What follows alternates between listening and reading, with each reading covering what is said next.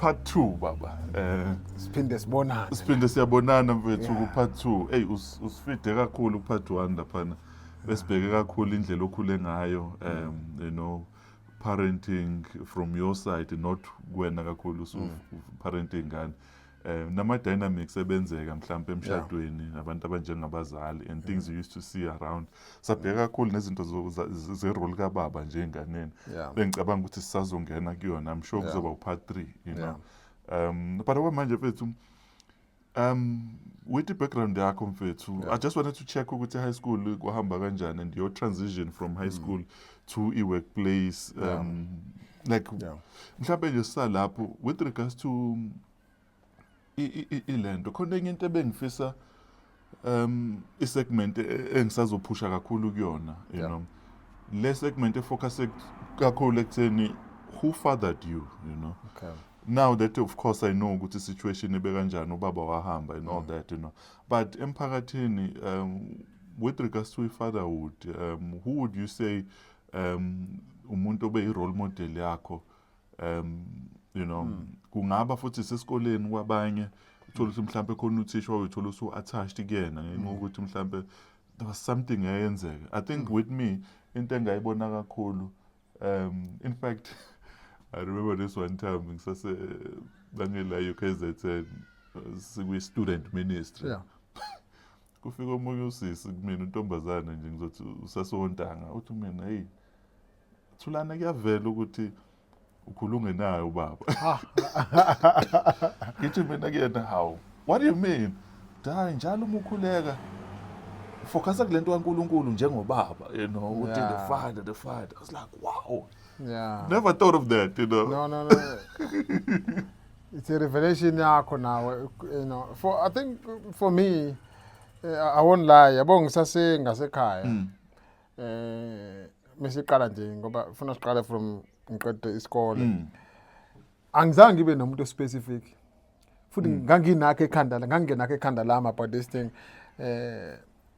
Ngasekhaya amadoda onke nje amadoda ngangikhula nje ngithi ngifuna ukudlala ibhola, ngikhona wonke umuntu wayekhona, yabo ngangithanda whatever abo akangamthanda umuntu onze into ezibheke eceleni ngoba sasikhule vele kuthiwa yabo ophuzayo wenza zonke lezi zinto lezi ezenziwe. So bonke laba ababenza izinto ezinhle ngangibuka la ngithi okay, kodwa because ngangisela umqondo wengane kwangekho ukuthi ngiyafunda la, yabo. So ama role model ami okuba ubaba ongenzeka after matric. Sure. After ngiqedwe matric sengimuvile even from the community le. Sengimuvile from the community ade ngikuyona. Because lapho ngiqedwe matric na 17, so manje sengiqala ukuthi impilo isila manje isikumina la. Akusekuthi sesikoleni. So mhlambe maze fast forward nje. Ngathola umfabo kaBaba mina futhi wangithola eThawini. Ngingamazi. Serious? Yeah, so yena kwazi. Shouldn't get to grade 11. So ngibuye ngihamba ngovashela ngoba ngathi ngacela uma ngathi ma ngicela ungithathele umfowethu umgcine ngiphase ugrade 11 bese ngiqede no grade 12. Isikole siwesidimanda lapho. After that ngoba angikwazi umbonela mbile la nekhala ehlupheka ehleli kuyangiphazamisa. Mengaphasa ugrade 11 ngaphasa ugrade 12 ngizomthatha so bonke uzohlala lapha. Akani mangithathela lapho lo. So ngithi ngivakashile la eThawini. Mase ngithi ukuze ngizokwazi ngithola imali kuma wayephuzela lana abo usuke ehleli lapha ejointini ehlekwa ingane ngikhambe ngomcosha mfethu. So abuka home affairs. Ikhona isitory sathi home affairs la uma kabuli lo edwa kotshwala. Ehleli phansi ekhahlelwa ingane ngisifike simcosha lapho umayi azaliya lapha ekhahlelwa ingane khonkodwa izinya ngimhudule ngihambe naye ngifike ngimbeke embedeni ngikhale ngifike ngipheke. So ngisuka le emakhaya ngizobabheka ngithi ngizobheka umfowethu uhlala noma ngifike athi hayi ngilambile ngidlile uma ulapha ya.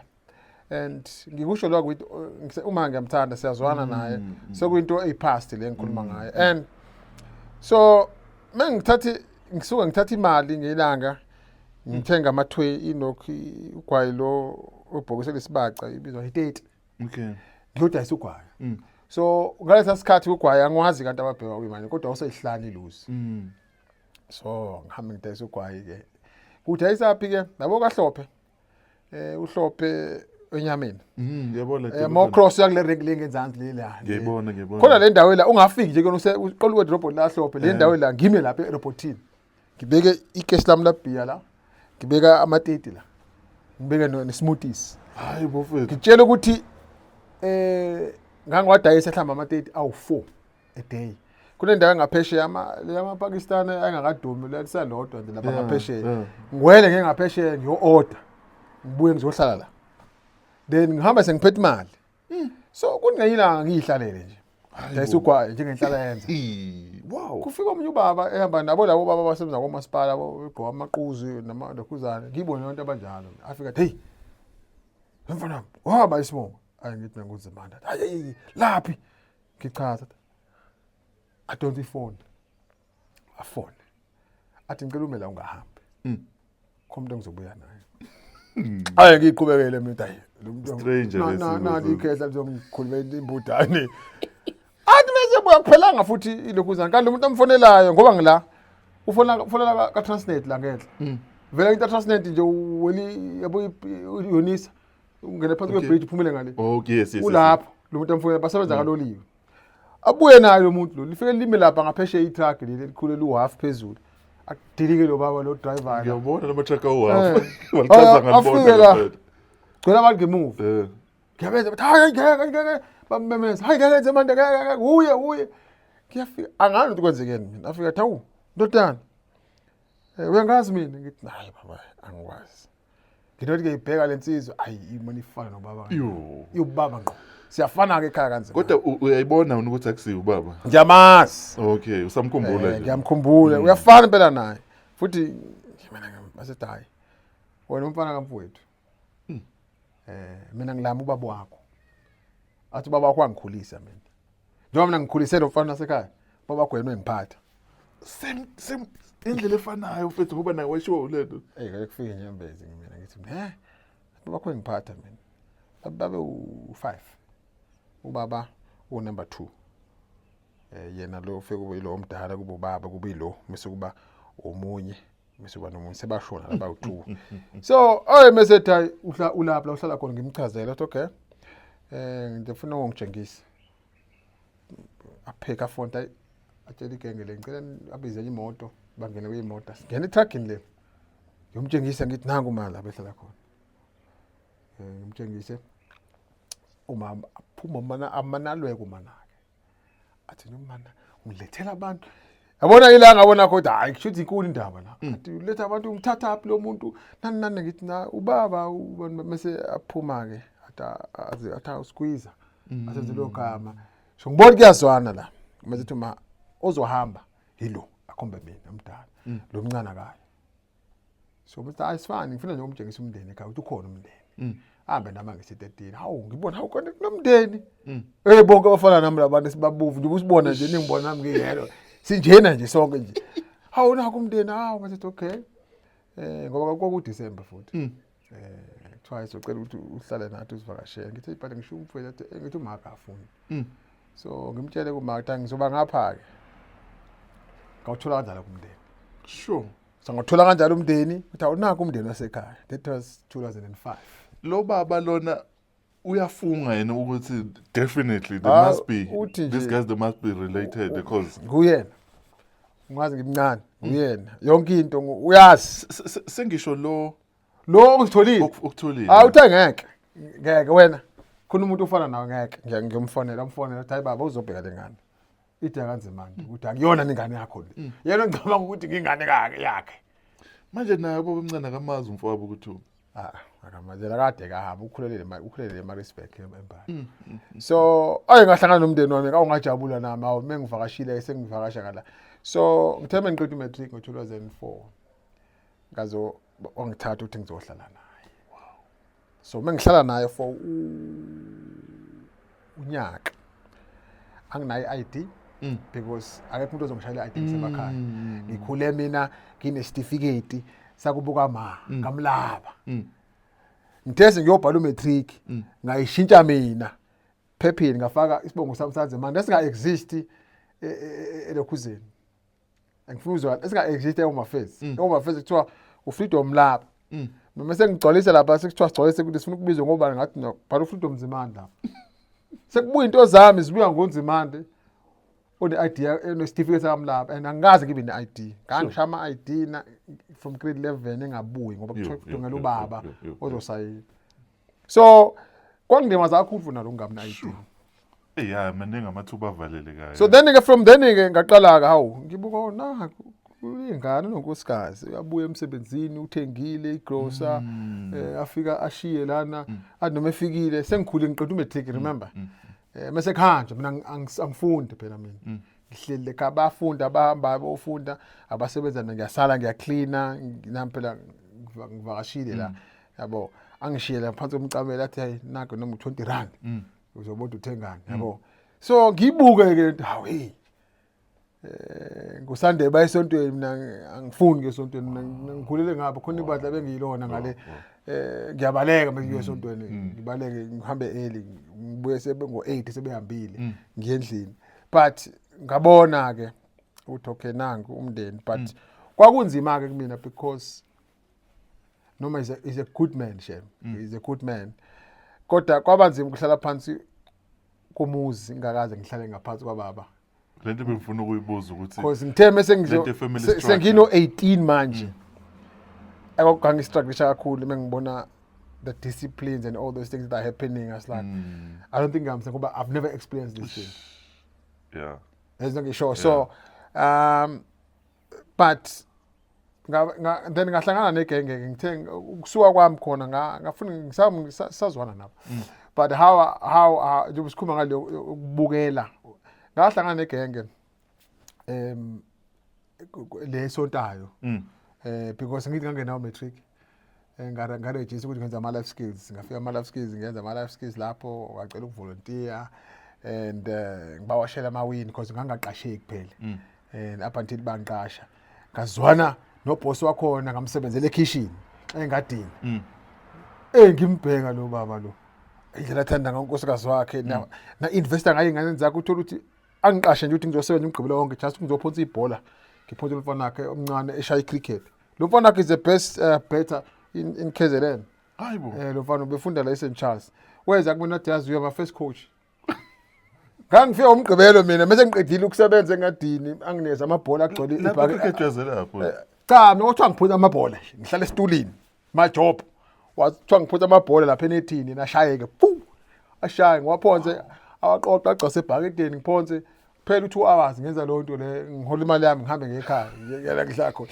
so ngabona lo baba uya invest enganeni zakhe then mase ngibuka then introduce na kwabanye ke ababangani bakhe ngangibeke basebenzele ngibothi hey lona uyamthanda unkosikazi wakhe yabo nto ngisho so zonke lezi zinto lezi there was so many fathers engasho ukuthi they played a role but not ukuthi ingayithatha into eyodwa kumuntu oyedwa wonke umuntu ngangithathini lo ngangibuka indlela athanda ngayo ingane zakhe investor ngathi kuma sport aphuma emsebenzini athi uyobuka isport yabo lo ngibuka indlela athanda ngayo unkosikazi wakhe ukuthi badlala abadala kangazi ngibona abadala bedlala ngibona abadlala abajahana na umfoba kababa lapha umuntu uyahayisa umama ngikubhodini uyamshaya la akamshayi uyajima phela naye bonke bayajima ekhaya isikhontsotso lesi semqukulu ugijima uzongilemaza so you see zonke lezi zinto akekho ubaba ngibuka all these men ukuthi lethiwa kuthiwa sithini isiZulu mekuthiwa ingane ikhuliswa umphakathi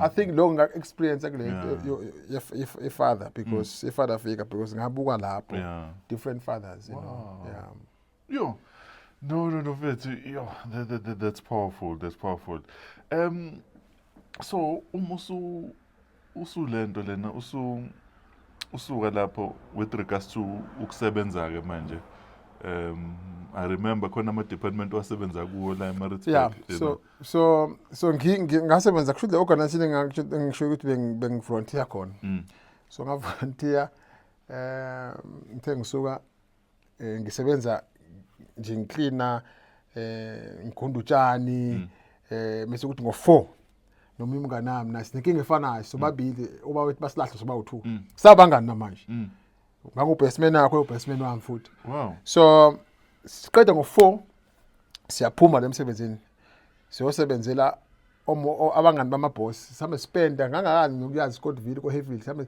so siyapenda kuzokushaya u11 ebusuku Sure. silale khona ekseni silale khona lapha mhlawumbe from 12 isivuka ekseni sami sibuye emsebenzini songena so siphila kanjalo nga register UNISA first ngenze license nga register UNISA ngenza first thing ngayenza ngenza i-adult education because nganga qualify ukuthi ngenze teaching ngangifuna ukwenza teaching ngabona ukuthi angaregister social work ngabona ukuthi ayingeke kunosizo olukhulu la ngabona ukuthi usiza ngizwana nalo ngidlule kulona ngathi ngayishiya phansi ngashiya phansi ngase ngenze human resource management nga-enjoya ke ngoba ngangiyayithandela ukukhuluma ngenza ama trainer so then ngase ngathola opportunity ngihambe ngiyoba intern kaNdunankulu ngawungena khona kaNdunankulu ngangifacilitate ama programs akhona provincial and so ngasebenza kanjalo ke ngaze ngathola ngakhula ngaphakathi and then ngenza theology eceleni so yabona into ngisho so ngakhula ke ngisebenzile nje ngize ngashiya khona ngo2014 umshado nice so manje okay so that's very interesting njengoba lapha ababomncane babethi bebenkonzweni ubaleka wena ivangeli likubamba kephi la usu likubamba kanjani futhi so it's funny indlela engaphenduka ngapi because ngangithi mengibaleka kune shelter lapha ngasekhaya eShamoy 13 mengibaleka ngiphuma ekseni ngiyohlala eshelteni ngibona imoto ihambe ngoba ngangafuni ukuya kulama bandla bakuthiwa abasindisiwe nami ngaba nenkinga namanje asindisiwe kusase high school ngithi abajajana labantu yebo mina ngangigqilazwa ile uthi nginsizwa nsi yabona insizwa engalokhuzi there is not mature this one yeah so nje ngafunda so manje mina ke ngithi mengihleli la eshelteni kunensizwa ehamba nge-wheelchair enyuka la lo mqansi lo sure kunebandla lapha ke ehlelinga nje ibandi nje ibeka izipiki ezinkulu engaka khibuke le ndoda ngithi nayi yabona abantu abasindisiwe lapha baphathisa abantu ababa wheelchair ipika wena bafika ke emoto ezingqizi lo muntu ufika ngimbone ngosando lo muntu ohamba nge-wheelchair ipika phethe amasabuva usibeke la umqansi la ndawo udlula kumele kushete ngimbuza ngangizwa kuthiwa phela abantu abakhubazeke sometimes bafuna abathanda ukuthi basize yes so ngisaba ukumsiza the second week hayi ngiyibone futhi lensizwe enkulunkulu bethi mase ngithi kuyena ngicela ubuza ukuthi ngakwazi ukuthi ngikuphushe noma ngikuphathise athi hayi ngicela ngimphushe uzosibeka kanje ngoba kwakunyuka umqansi ukuthi athi ibhika kusafana kuumqansi ibhika zini hayi ngimpusheke ke sami saxoxa ngibuthi ubani ngimtshela awu uyabaza abasekhaya awu okay ngifike la ngibeka phansi ibhika ngimvule esontweni yena ufika qala futhi avule aqhume kwakune sound desk nje kwakune sound desk la u12 channel yabona uNkulunkulu aqhume sound desk angithuma manje ngengale ngimkhipha angani nokuyazi lento ngimkhiphela kunentambo enamakhanda amaningi lapha isnake ngimkhiphela aqhuma ngiyabuka njalo la second week lo that week bese ngithi mina so uyenza njalo lento le ade ngithi mina ngihlala la ngimtshengishela ekhaya awuthandi mhlawumbe ukuthi ushiye kumina ukhiye ungitshengise la uyithatha khona le bhiki athi hawu ngakujabulela kushuthi phela uyazi ukhulile uyakhola usebona opportunity yena mina ngiboni angiboni mina hayi ngithi akulungile ke mfethu ngihambe ngifike ngiyithathe lezi zinto engekho ngivule igarage kuleya muzi ngiyithathe ngikhiye ngihambe ngifike ngibeke afike yena enze the fourth week sengiyayazi lento cabanga njani the fourth week muqeda ukuset up uhamba ngihamba bamphathisa vele bese kuphuma ingozi baba baningi bamphathisa the fourth week mase thithi mina yazi ngicela umsizi ungixhumele uthathele umfundisi uyovula ngazi ibranch kanjani eThekwini nabo manje ufuna ngiyosinga no so vele ngithi ubone ukuthi uma yakubani ngilebelisha ngithi ha sengabona lento kulula yabo ade avele ibheni zokusiza bayakwazi kulokhu ngithi hayi ngimthathele ngibekele ngifike ngixhume u4th week njalo yazo angena ngisho umzalwane sure sengenze nabafundisi nabazalwane ukuthi bangababukeli abantu abahleli lapha emashelthini. You know, bawathathe kancane Jova une-appointment. Appointment, wow. So ngifike mfethu nami ngithathe ngibaxhumele ngithi mengihleli ngalelo Sunday ka4th ngangiphathwa ikhanda ke weGumede. Ikhanda lengiphatha mina ngisesikoleni ngisengaqeda because ngangazi kuyikhanda le-depression. So ngangiphethwe ikhanda linama level kuyabanda kuyashisa ngibeka ithawula kube ngathi liyashunqa ithawula. Ngithi nje ngalo 4th week ngihleli kwiSunday iyavutha inkonzo lapha. Ngihleli kanje ngiphethwe ikhanda ibongo ngibeke phezulu kwetafula. Athi umfundisi ngizwa la lapha ngisindisiwe ngazi lutho ngizwa mina kunabantu abawuthula oyedwa uphethwe umqala obuhlungu oyedwa uphethwe ikhanda. Ngicela basuke beze phambili uNkulunkulu ufuna ukubaphilisa. Asha sisukuma umama. Awutshene umuntu le. Hayi mfethu asha sisukuma umama. Ukhala kaqo mama umuntu lapho umbona ukhala inyembezi ubamba umqala uthe ufa hey baba. Uyabona ukuthi vucu bonke babheke emuva ukuthi ubani lozosukuma phela omunye. Ngithi baba ngindawo. Ngilibeki lapho. Mhlawumbe usho omunye umuntu. Lana kushaya kanjani la?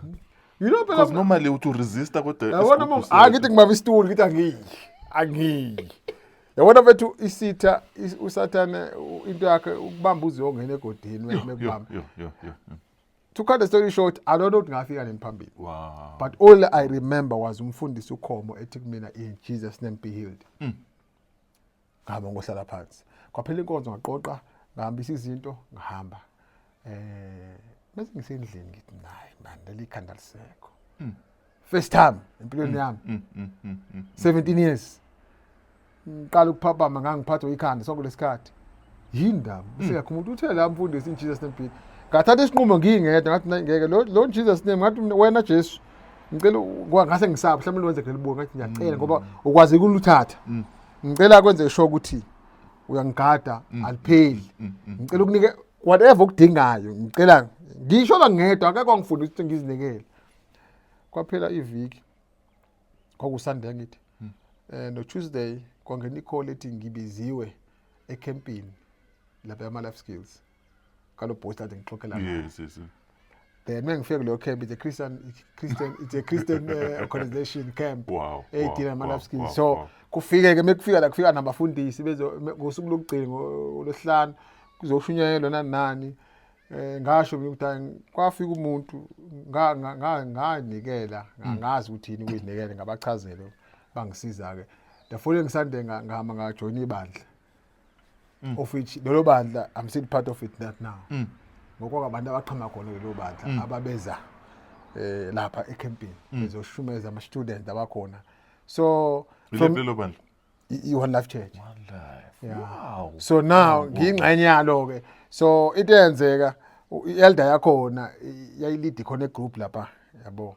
So lagcina sekuyibandla elikhulu but it was part of One Life Church. So kagcina ke sengiyingxenye yakho obaba bakhona ke abafundisi nama leaders akhona ibona abadlala indima ke ukuthi baba ubaba ngoba uNkulunkulu mfethu to be honest uyihlelile into ukuthi akwazi ukukhila because ngangimdinga ubaba and ngikhumbula ngikhala ngithi inkosi ngicela ukuthi ngadodha umlungu ngise ekabeleni ekhaya endlini evuzayo ngimbatha imbuzi asizimbatha mina nobhuti wami Melina nje izulu uthatha imbuzi zifika ngoba nazo asibalele ukuzokhosela imbuzi ingene la endlini hayi wozimanda because imbuzi yashisa ngiyakuzwa zaze sijwayele vele lezo mbuzi akusona zasekhaya asizazi zingene la zibalekela imvulo zingene la sifike simbathe zona imbuzi izijwayele nje zifudumele silale khona lana sivuke ekseni so ngiyakhumbula ngikhala ngiyakhumbula ngikhala because I know you mfethu and ubona ifinite product tin ka fish no that's the thing that's the thing Zimanda mfethu no mfethu akufanele ngikuthathe uyobona ngasekhaya lapho uyobona la ngikhulele khona and ngikhala ngathi inkosi ngicela ukadodha umlungu ngicela ngingadodha ngoba ngazi ukuthi impilo yokuadopta ngangazi ukuthi imnandi sibona emaphepheni nani ngithe mase ngila eMaritzburg ngikukhona ngangilimele khona ade ngikhishwe appendix ngilimele khona ngise kwangithatha omunye obaholi lapha kuleli bandla lelo wangithatha esibhedlela because ngoba ngangihlala ngedwa ngithi nomfowethu wacela ngizohlala kwakhe for 2 weeks because nganginomthungo la ufaka insimbi lezi benginesa bengenzela yonke into kulomuzi ngiyakhumbula uNkulunkulu engikhumbuza ukuthi Yeah. Yakho ufuna uku-adopt umlungu. So ku-adoptwa ke okufuna wena ofuna okunye but adoption. Yeah, the main one. Nansi. Yeah. So this is a spiritual father. Yo. Uzokuthatha hamba. And lo muntu wena wangithatha ngakhula ngenza ngaba kule level yona ehamba wangintroduce nakwabanye obaba. Wadlala yakhe indima yena. Wanginikeza kwabanye obaba nabadlala yabindi. So umuntu nomuntu ufika adlala indima yakhe hayi sekuphelile akudlulisele kwabanye. So naye lo wadlala yakhe indima. Ngagcina sengazi abanye. So nje impilo yami kanjalo mfethu I think yashintsha kakhulu impilo yami sengithole noNkulunkulu because ngathola abantu abanemndeni, ngathola abantu abakholwayo, ngathola abantu abanye abadlule ezimeni ubone ukuthi kanti angimina ngedwa noma usizo omunye ngakwazi ngihambe ngiya koZimbabwe koLesotho ngithi ngiyafika ngibuka izimo ngithi nayi khona ngikhuleka nzima kodwa kunabanye abantu abadlule kuyasiza kakhulu lokho mfethu ukuthi uhlangana nabanye abantu ngoba uyabona ukuthi abo ngisasemakhaya ngathi ukuthi thina sodwa Bese ngisho ngoba emphakathini umakhelwane ulapho uyabazi bonke bayadla lapho uyabazi bathi yabo so mose ufika uhamba nabantu uyarealize ukuthi hayi man angidlulanga ngedwa man you know so ubalekile nalokho ukuthi yes ubalekile nje ukuthi sisijwayeze ukuthi siye kubantu sikhulume nabantu silalela abantu because you'll be shocked ukuze ukuthi hayi actually akwedwa odlule kule simo lesi kule part yensindiso mfethu thank you so much for that sisalapho kule part yensindiso iziphi mhlawumbe izinto ocabanga ukuthi uNkulunkulu ama walls wawunawo nama preconceived ideas uNkulunkulu awa destroyer kwabanye abantu it's the issue of race you know when you classify certain race ukuthi hayi bese laba bakanje and then somehow God exposes you to those people and then you like Kaibo I never thought these people could be like that you know noma mhlambe hayi into abelungu lena thina sabantu bamnyama you know you hold on to your certain things mhlambe if you do have examples ukuthi these are some of the things that mhlambe every time I was resisting Christianity I was holding on to this and maybe this is how God kind of like wrecked it you know leyo ngiyakhumbula nje because sathi mise ngani ngiphuma ngoba libandla lele ngafika ngazamukela ngazinikela kulona ngangidlula mina ngangasonto ikhona ngangahle so ngayinikela ngoSunday ekamereni kanti ngolosibili ngizothola ini lento i-call emva kaloko angizange sabuyele emuva bengifika la hello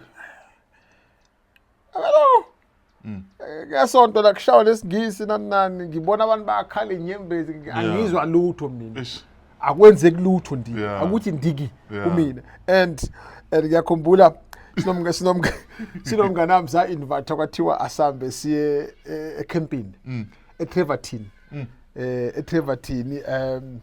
it was isibizwa manje nge one conference so before it was youth alive something like that or live the life siyafika lana wonke umuntu umhlophe mina baba ngikutshela ukuthi mhlambe 1000 young people I would say mhlambe 900 bethu wakumhlophe isilungu kuphela bakhala bagxume eteji hayi kumina ukuthi ndiki kuthuli nje kuthenya akuthi ndiki kuthuli kuthenya ngithe ngisuka ngathi umngane wami mina ngizwa lento yini lesenza la man uba usandile lo umngane wami kuthiwa usingiphiwe umfoka Jobe ngithi hayi Jobe lento ngizwa mina lento sure so kuthi mase kuyi break mase ngithi mina yazi Nkosi akungizwisa nabantu abayizwayo yeah naba yakhala baphamisa izandla bagxume stage lana no skinny jean nama blue lawa amancane kumina nje ngibuka ishow mina i-worship team ngathi ngibuka ishow because manje futhi mhlawumbe nesonto wasindiso la kulona li different ngokushaya amacula wingwele lana nje nini nomfundisi umezoshumayela ugqoka iskipa nje singatheni angizwa nokuthi uthini isingisa i-English bagqoka amakapisi khona le English data nje kumele kuyabheda ngizwe ukuthi uthini thina ukuthi ngani bese ngisho la kathi Nkosi ngicela ungizwise lento kwase kuyi-session yesibili kwacula ingoma ethi God he reigns God ngayibamba le God he reigns ngicabanga imvula iyeza kanti urain lokubusa mina ngicabanga ukuthi imvula hayi ngiculeke nami lento ngikutshela ukuthi kwangena iphathi all I need is you kade nami ngiyakuzwa ke lokho yes, ngakusho All I phansi need is you, ngawa phansi Wow.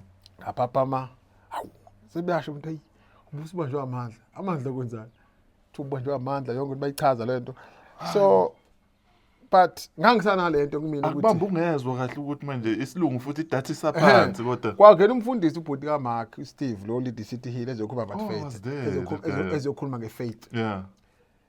sengena zonke izpeaker this is the third day lento yenze ngone third day ufika ukukhuluma ngefaith yena ngamuzwa then uNkulunkulu mfethu. mase ngimzwileke because nganginenkinga nje mfethu and so noma ngiye esontweni kodwa khona ukuthi you know ngibabuke le genge lena ngibothi genge emhlophe yabo but I realize ukuthi yazi uNkulunkulu ngesikhathi ngikhule kumazini ngim-understand ngabothi uNkulunkulu ayena uNkulunkulu webala Powerful. akena uNkulunkulu webala Powerful. as much as singabantu sinezinto zethu that's ngoba very nami true. njengomuntu omnyama nginomsizi wami othize Yeah. naye nomsizi wakho othize Yeah. but ngathola naye man uNkulunkulu wethu lona Yeah. uNkulunkulu futhi uyabona bakhona abantu ba-right of course ngisho amabandla amnyama uthola abantu abaney'nkinga mfethu inkinga zikuyo yonke indawo.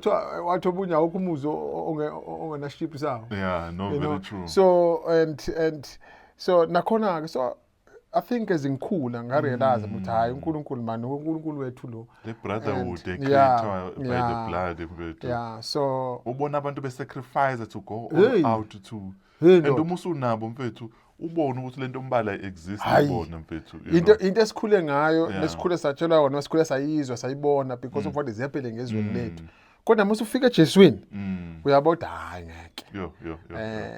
eJeswini kuhlukile One blood. One kuhlukile blood. so I think ileyo nganginenkinga ngempela futhi nganginenkinga mina lesikhule sitshelwa ngazo ngabantu abamhlophe Yeah. futhi kwangithatha isikhathi even nabantu abasondele nami begxeka ukuthi ngikhonze kanjani abantu abamhlophe Yeah. because of what we went through especially la ngiqhamuka khona izinto kuthiwa ziyenzeka kufika i-team le Yeah. so hayi ukuthi uJehova ngisebenza-ke Yeah. manje nginabangani abaningi mina abamhlophe engizwana nabo Yeah, abangani cool, bami ngiyabona, so Usalapho mfethu it's very interesting because manje it speaks into this thing of grace ukuthi Yeah. if we know ukuthi thina we have ama preconceived ideas and ne role ayidlala yeah for us to see certain people ngendlela ethile yeah I'm sure ukuthi nathi kufanele sibe negrace ukuthi kungenzeka ukuthi khona abantu abamhlophe esidila nabo abakhuliswa ngendlela ezithile nabo Yeah. batshenwe izinto ezithile Yeah. ngerace ethile it's true awuthola ukuthi uNkulunkulu usasebenza nakubona when the time is right. nabona You know. bothola isambulo sabo Yeah, ukuthi you kahle know. kahle not everybody Yeah. isigebengu Yes. That's correct. And usalapho it's quite interesting ukuthi you reach a stage la ushiwa khona nemizi manje Yeah. abantu bahambe bayephesheya Hey, bashiye nemizi. mina ngangishiya nemoto yena lo mndeni ungishiya nemoto bangishiye imoto zabo nokhiye nezinja zabo nefridge ligcwele ngize nginikeze nokuthi ngikhokhele izinto nani khibuke lento ukuthi mina hayi kanti abanjani laba kuthiwa bayigebengu Yeah. ila ngabona khona ukuthi hayi man once wangena eJeswini Yeah. uNkulunkulu yonke into uyayishintsha Yeah. yabo and Yeah. of course kubalekile ukuthi sikhulele kulasize ukuthi abantu sibabone ngendlela ababona ngayo Ish, that's powerful. because ungaba That's powerful. senkonzweni kodwa uthola ukuthi abantu njengoPeter uPeter Eh, wayaba noJesu that's kodwa correct, yeah. kodwa wesakwazi ukubona ukuthi laba bama-Gentiles Hey. abafani naye Azorebukwa uPaul owayengahambanga noJesu. yes uyabona lento leyo It's so amazing. Yeah. so yinto esiyidinga i-revelation ukuthi hey ngoba nakuwena njengoba umnyama nje njengami uthola ukuthi angikubuki wena Hayi njengoba umpofu. you know uthola ukuthi wena ngikubuki ngendlela uNkulunkulu akubuka ngayo so kubaluleke ngempela ukuthi uNkulunkulu asisize ukuthi sibabone abantu Yeah. eziNkulunkulu ebabona Wow. yabo yeah No ngiyabonga sesodlulela phambili. Ngeke ngezwe istory ngelinye ilanga ukuthi wena usugqoka ama-tight wena ushova amabhayisikili. akithi abona Kwenzakala. uJesu njalo ngomese kuzwanisa nabantu akudlalisa amabhasi ekuzwanisa nabantu abamhlophe Hey, usushova amabhayisikili ngempela nje manje usugqoke ngenza ukuthi ugqoka lama-tight lawa.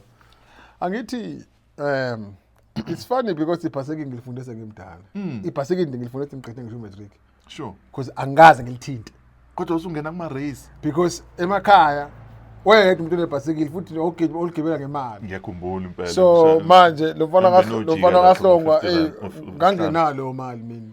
Ngangijaha laba abakhokhile. Ngesikhathi esethi iride yakhe ngijaha ngemuva nami enjoy ukuthi ngilandele ibhasikili. So ngithemba ngiqeda umatric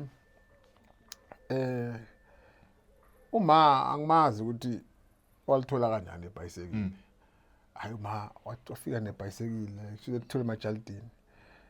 Ngithi ngalizama ukugibela ngayi ngagcina ngilifundile lingilimaza ngalifunda.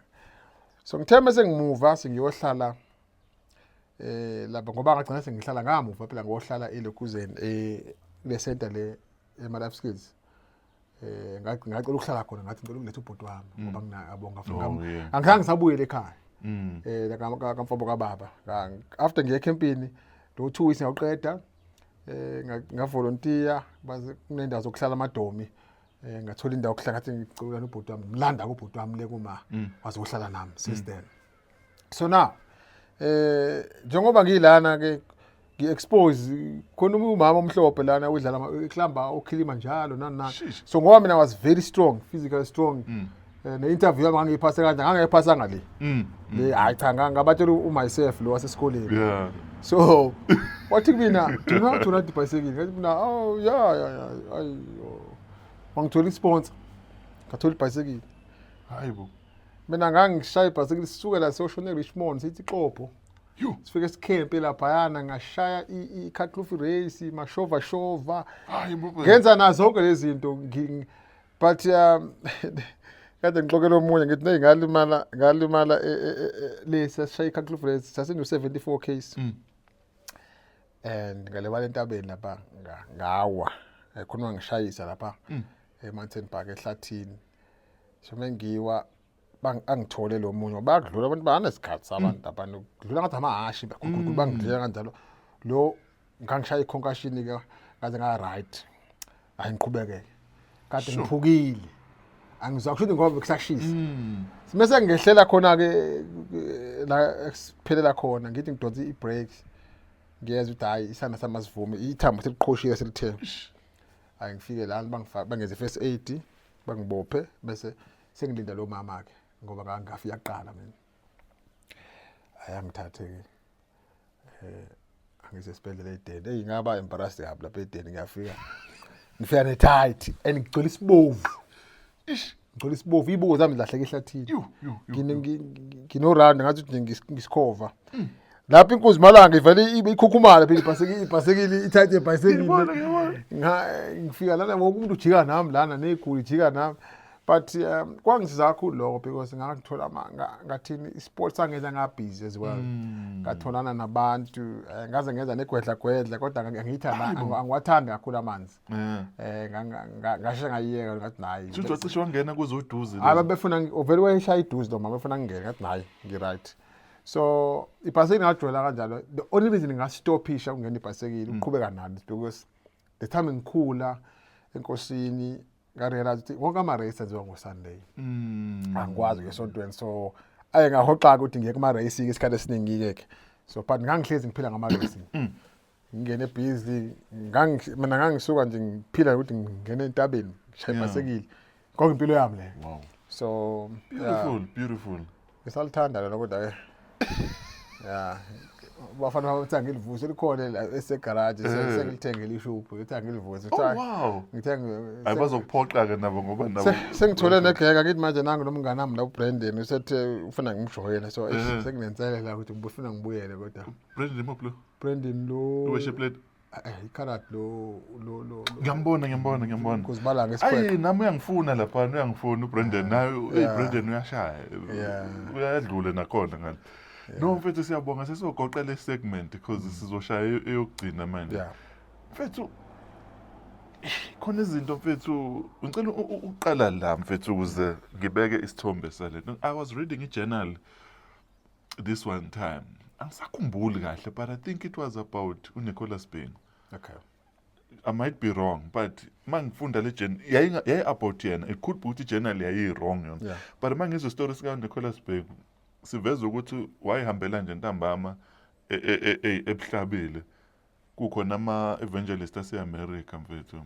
Mabefika la, bafika mfethu bagxumeka itende bazama ukuminista akwenzeki yabo.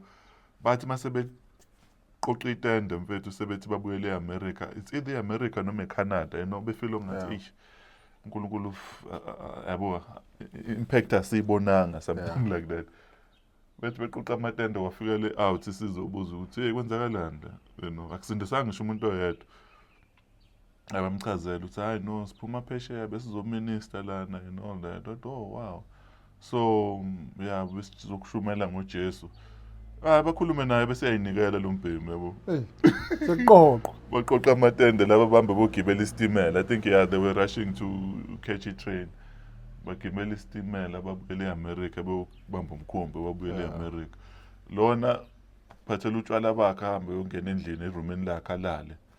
Phaphama ebusuku mfethu athi uyabhema kanjani akusabhemeki yabo. Simbomba lento. Umuntu uyaphuza is not make sure lento ayisaconnect nomzimba wakhe. And I know ukuthi ukusindisa kwabantu abanye mfethu akubi instantly kanje izinto yabo. Abanye kuba radical. Yeah, that was radical, And the reason why ngisho njalo, it's quite interesting. Nami ibandla engikhulele engisindiswe ngaphansi kwalela belungu, But uNicholas Bhengu mfethu uDennis Solomon behleze ekhuluma ngoNicholas Bhengu. Yabo. I've read things ngoNicholas Bhengu, ngezwe izinto okushunyayelwa ngoNicholas Bhengu. Nala koMaritzburg I've heard stories la mfethu abantu be-ANC ne-IFP bebulalana strong. uNicholas Bhengu wayemedolobheni ashumayele. Abantu mfethu uBush edlulela umuntu limhlabe izwi edlula. Mfethu kwakuba nemfumbe ekhali ezayilahlwa abantu, umuntu othola ivangeli sekuqoqo. Yeah. Ngoba lo yedwa as long ube faithful ngevangeli. Yeah. So it's quite interesting lento kaNkulunkulu nama appointments. The reason why I'm highlighting that it's quite interesting uma ngibuka indlela ivangeli leza ngakhona kuwena esontweni. And that one incident. Ngisizela umuntu mina ngiyulitshela kanti angazi ukuthi sengizobamba into enamandla kangaka. That one incident and then all of a sudden uyahamba yakwenye indawo. Mhlawumbe labo abantu abasakutrace to see the impact that God has. Actually, I don't think they knew ukuthi firstly ngangubani ukuthi ngisindisiwe. I don't think so. Because ngangihlala emndenini ekukhonzwa khona and lwababa loya umfundisi eFaith Mission lo ngimbalekela. Sure. So I think babe ne-assumption ukuthi mhlambe nami ngiyakholwa ngisindisiwe nokuthi ngesikhathi kwenzeka futhi angimemezanga ukuthi nathi yenzeke. It's only now it's amazing uNkulunkulu wangichallenge kakhulu. It happened I think straight after COVID because bengisebenza kakhulu nabafundisi ukuthi ngihambe ngokhuluma nolwazi kwakune meeting yabafundisi la ngafika kanti ngizothi ngithi siphala eMills waqhamuka lo mfundisi lo wayeshumela that day umfundisi ukhona lo wafuna ubona ukuthi khona uphethwe ikhanda wathi uyangazi thawu zimanje njani wathi uyazi ngikubone uyazi ngikhonza apha bese ke ngicela ukuxoxela ukuthi uyazi kwenzekani yazi wengazi nokwazi ngabona ecwebe inyembezi because okubalekile ukuthi sometimes it's not about ukuthi bangaka abantu esifumile kubona okubalekile ukuthi yes and nokuthi wena wakuhlonyela imbewu kade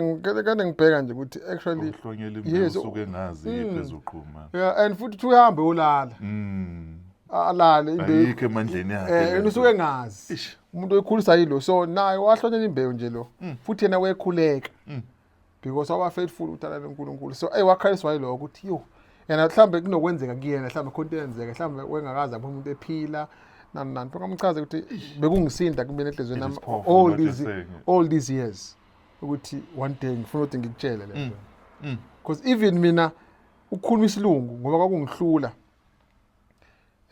umuntu owangisiza owangikhulekela I only spoken to her last year so ecampini le ngakuyona ngo2006 ngole camping ngo2006 ecamp le ema life skills kwathi kufunda kune iclass kwakunama classic kukhona o career class kukhona business class kukhona self discovery there was many of them but le self discovery kwakhulunywa ke lapha uyabona bonke labantu abadala bafunde kusukuma abanye bafunda lezi ikole semalokishini zona isingisi siyakhulunywa asifana la ngiphuma khona sasifunda khona into ngesiZulu bona ingane ziyakhuluma ziyatsalisha la mase kuyimina ngithole ngahluleka manje ngi-angry and ngabana ngasuka le classini ngihamba ngokhala kube ngisuka la lapha kude ngafike ngokhala khona gcwele ngashiya mhlawumbe abantu abawu-40 ngifrustrated and wasuka lo mama omhlophe weza kumina nangiqala nqaba nokuhagwa umlungu wangibamba umlungu wangikontoshela felt your pain. Hey ngithi mina ngumlungu bo angazi ngakho umlungu wangibamba ngakhala kuyena futhi ngakhala kakhulu and then wangibuza what's wrong ngamchazela ukuthi angikwazi ukukhuluma lesilungu lesesikhulunywa la and isonto uzophela manje mina angikwazi You can't even participate. yazi washo into esimanga wathi father please give him a speech that was the prayer she prayed please give him a speech and it's only last year of which I didn't know ukuthi lo mama usaphila kanti mengibuka kwi conference le I think Leadership Summit or something evela lapha ku screen ebizwa igama ngathi Karen ngabuza umunye ubani lo kwamchaka qangeke ngiyamazi lo mama kanti uzofika eSouth mefika ngathi naye ngakuyena ngathi ngazichaza ngathi uma ngathi awema yazi ngiyakhumbula Wow. and yena usazi yena ungazi njengomuntu uNkulunkulu umsebenzisa manje ubengazi ukuthi lo yamuntu Wow. bese ngimchaza ukuthi uthi yazi mina I've been following you yonke into eniyenzayo ngapha eKZN use Cape Town manje le khona nomyeni wakhe ngamchazela ukuthi this and I was weeping last year ngathi this what you say so I'm just saying ukuthi enye izinto we don't need to ask uNkulunkulu ngicela ukubona okwakho ukuthi ube obedience ngakunika njengala mama waba obedience ukuthi azongikhulekela athi inkosi give him a speech then few years down the line I'm here now so it's just being obedient in what God has called you and what God is saying kuleyo moment the rest uyena uzokwenza emva kwalokho enzimande mfethu I know this one kuzomela sibe nama segments ahlukahlukene of course what we have started now but ngifuna nje mfethu uthathe izinto eziningi because what we have started now I'm glad we're still going to have time for this the incidents mfethu uNkulunkulu azenze empilweni yakho mfethu that are so difficult for the mind to understand some of them mfethu I'm going to prompt you some of them so discussa ngelinye ilanga one of them mfethu I was keys ku keyboard mfethu but somehow umoya kaNkulunkulu wehlela phezu kwakho and all of a sudden mfethu usukwazi ukudlala ikeyboard that one is it's a very hectic one you know angithi leli bandla leli njengoba ngishilo ukuthi ngesikhathi siphuma le campaign uVictor nonkosazana wakho Penny bebabafundisi bala eOne Love Church bathe besuka bahamba bayoqala baba ne connect group lapha eMbali and yakhula kakhulu le Grange yakhula kakhulu base beqala ibandla but even though sasinegama lethu but we are still part of eOne Love of ukuthi themese isimove siya eMbali siyoba eWest sasazi singena ngaphansi kwavele besiya khona ebusuku so party lapha ngathi mengifika kwakunentombazana idlala ikeyboard le ntombazana so mina mengifike ngizobasho ngale ntombazana that weekend iyagcina ihambe yojoinela amabandla elinye lamabandla khona lapha eduzane ngilisho ke awukwakhala abantu awusuke njani manje akusekho umdlalo wekeyboard ngiyabona mfundisi uyatatazela nomama ushamanotha akafunde esikoleni lawa ubona kodwa ayibonakela basho lesimanga bathi sokunikeza le keyboard kwaku Sunday please go and learn it and come and play on Sunday like ayibagula labakaze ngithi into lento ngiyayithanda yona ngikutshela ngangafunda ngangenza lutho ngayithanda ikeyboard futhi lezizwe ngiyibonile actually ngo Sunday somewhere eTown Checkers ngayithatha ikeyboard ngihamba ngenyawo ngiazali e4 khona insizwa ngangoyifuna lapha ndantsizwa kuthiwa yayidlala ikeyboard but yasiyahle enkosini ngafika ngangqongqoze ngangikhohle ngoMonday ngangqongqoza yavula omncane omnyanga ngathi mina mfethu ngiyacela evula kancane yavula kancane omnyanga izoluthe indoda ngathi mfethu ngiyacela mfethu no access ngicela ungifundisela yathi ngathi mina ngeke ngangena ngiyafica kunentombi endlini no fanele ivule kancane phezulu intombi yachezuka yahlehlela yabekwa phezulu kombhedi ikeyboard usathi ukuhlehla enkosini kanti uJehova uzovuza izinto nakuyena intombazane yafinyela cabanga so i-keyboard la wadlala lehla izulu khona la hayibo lehla izulu la lehla izulu usiyacula manje evakashela samana akasangifundisi mina usiyadumisa manje ayu nami ngoba ngiyithanda vele ngiyibuke lento then ngiphinde ngibona angisizakala ngoba manje ngicina sengibuka sengi-enjoya sure ngiyithatha ngashintsha ngaya kwenye insizwa le nsizwa isisonto kuleli bandla kuthiwa se-Hawk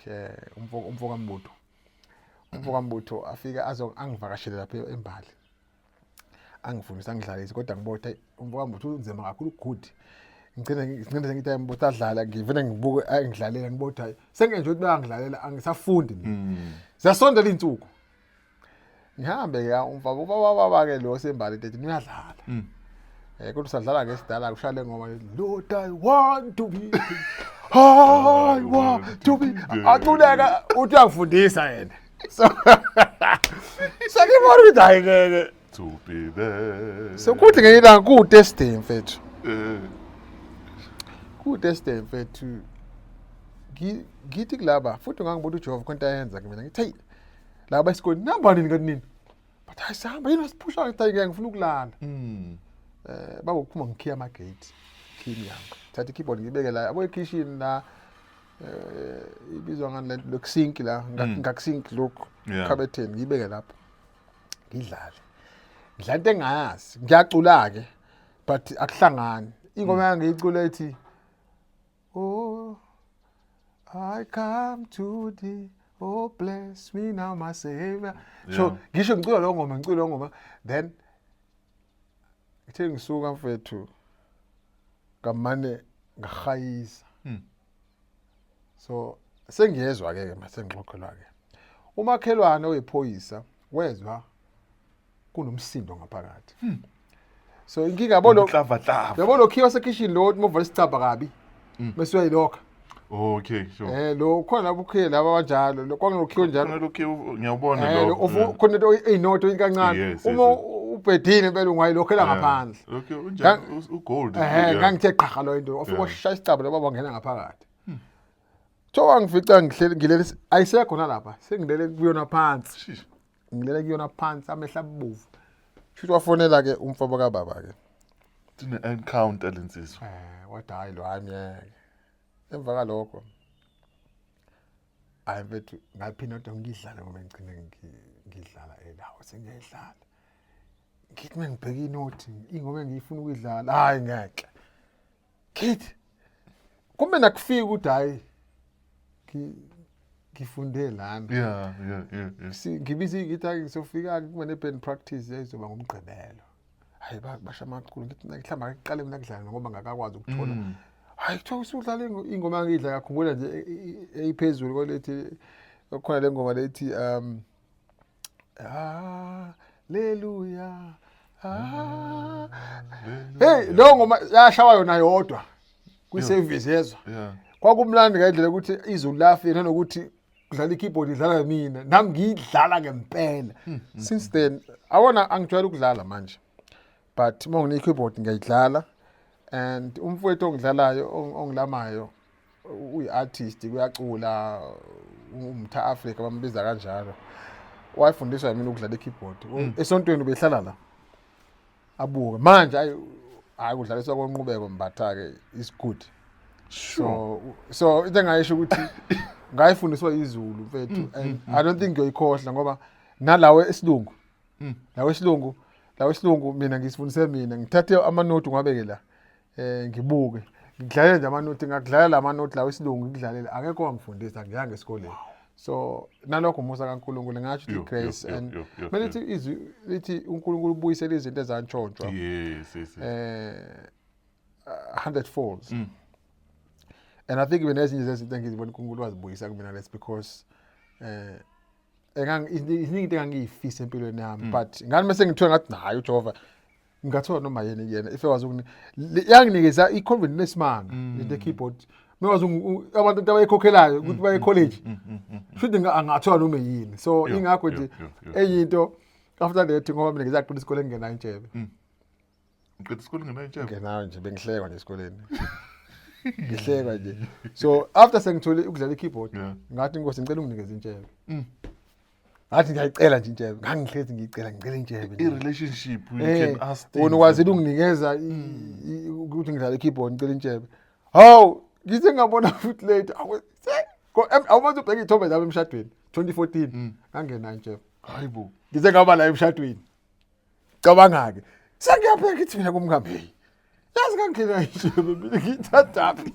Singakubona each and every time ngangihlezi inkosi ngoba okhazeni bami nabo abancane abehlezi bengihleka. Ngithi Nkosi angisathanda ukuhleka ngoba bebancane. So Khayi mshadweni ithoba zami nje ngiyiqanda nje 2014. Yo, uzungashefile. Lutho angishefile ngeze lapho lento yokushefa. So into engizama ngisho ukuthi Wow, mfethu that encounter. ubudlelwane baNkulunkulu mina njengoba ngithi unjengobaba wami nje ngikhuluma naye baba wona unginikeza ukuthi ngidlala i-keyboard sengicela injebe. Yazi ngathi isalapho ngathi ngikhuluma nobaba uPheni ebapheni esontweni. Yeah. I remember sikwi parking yalapha abantu abasebekhulile enkonzweni. Yeah.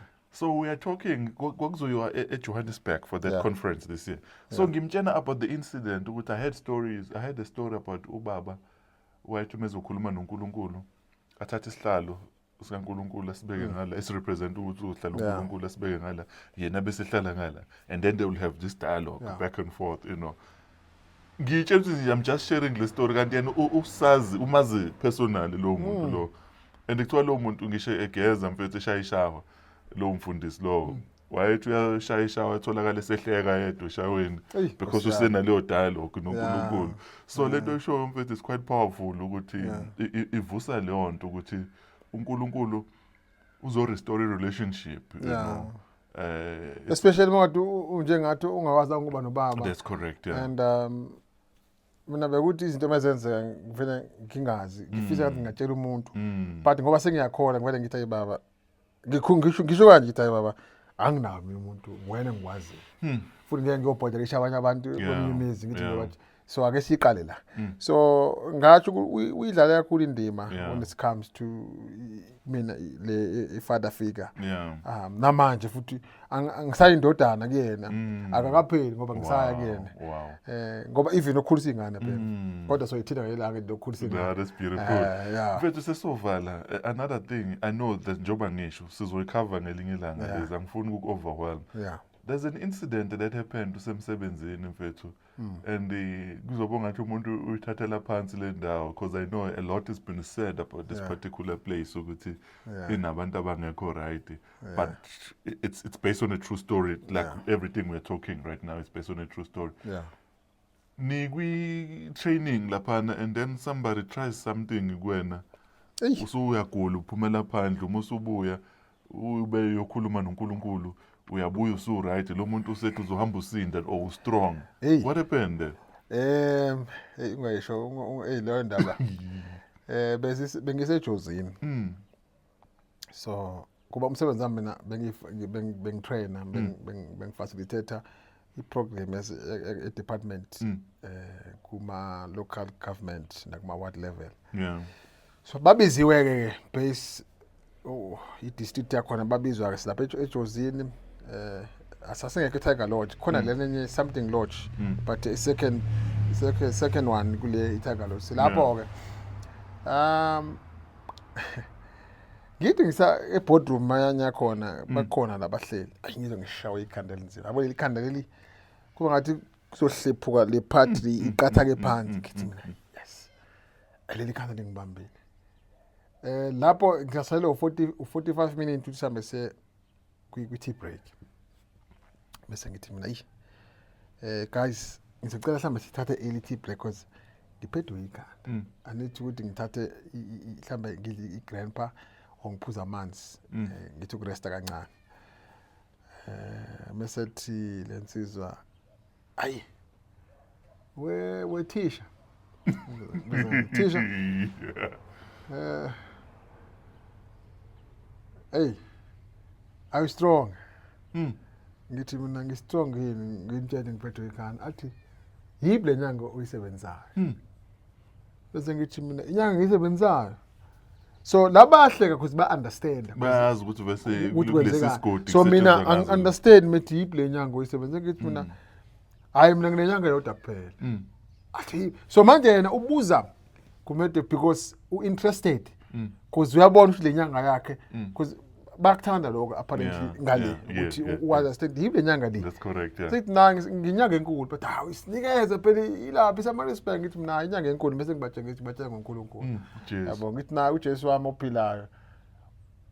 Before ngibatshele bengincenga phela ngithi mina are you sure uyidinga le nkuzana? Hayi sade ngithi mina uJesu nje ophilayo yena nje ngoku. Hayi phela hayi ngeke.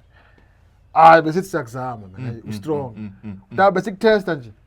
Uthi udla ziphi ngale. Hayi khuleka awunalutho. Bese kuthesta sibonile ukuthi ayiqinile. Ngese ngithi mina kuyena bese ngithi mina kuyena iyahleka le nkunzi ecela ngithi hayi mfethu you must understand ukuthi ungayizami into njengale because just because bengiphethwe ikhanda it doesn't mean ukuthi kune grace nje uyitholile enkulu ngoba ngelanga uyothoza njalo kumuntu njengami mase ushayeka phansi. Yeah, zihlele. It's just because inyanga yami inomusa. So ibifuna nje kube khona le conversation. Yeah. Yabo. Hey then after ke ilento ke mase still ngithi akube khona i-tea break is fine. Mase beza kune siyaxoxa ngabachazela. Ngabatshela ngevangeli even nobe ngamamukela uNkulunkulu but ngisho bahamba ukuthi lo muntu besimzama kanti inyanga yakhe uNkulunkulu uJesu.